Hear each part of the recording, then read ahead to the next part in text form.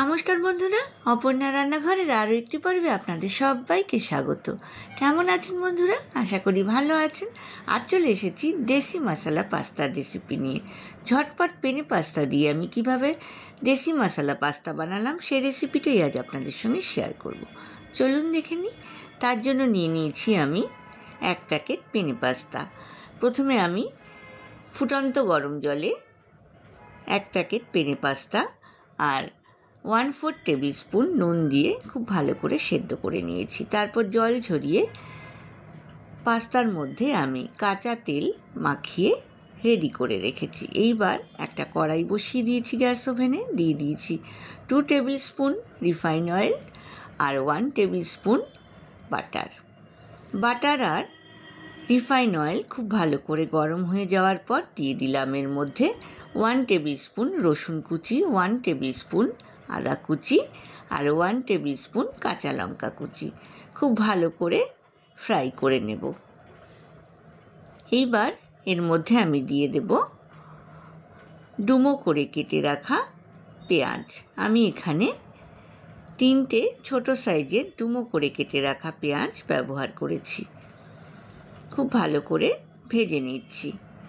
দিয়ে দিলাম একটা মিডিয়াম সাইজের সামান্য ভাপিয়ে নেওয়া লম্বা করে কেটে নেওয়া গাজর আর 8-10টা সামান্য ভাপিয়ে নেওয়া বিনস।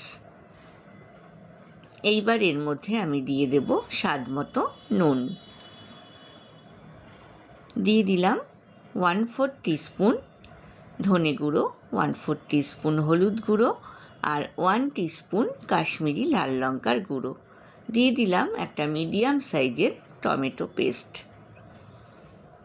খুব ভালো করে নাড়াচাড়া করে নিলাম। এইবার এর মধ্যে আমি দিয়ে দেব টমেটো কেচাপ।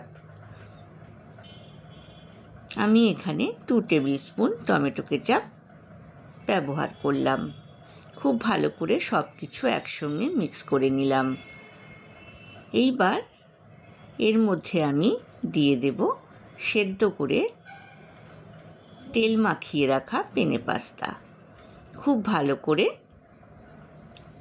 সব কিছুর সাথে পাস্তাটাকে মিক্স করে নিচ্ছি।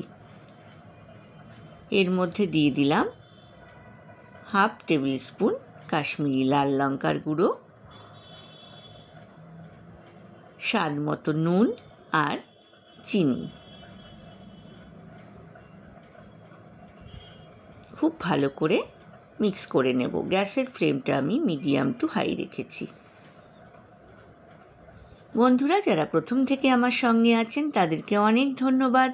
আর যেসব বন্ধুরা প্রথম আমার চ্যানেলে ভিজিট করছেন তাদেরকে আমার চ্যানেলে স্বাগত জানাই। আমার কিন্তু পাস্তা রেসিপি অলমোস্ট ডান। আমি এবার সার্ভিং বলে দেশি মশলা পাস্তা সার্ভ করে দিচ্ছি বন্ধুরা।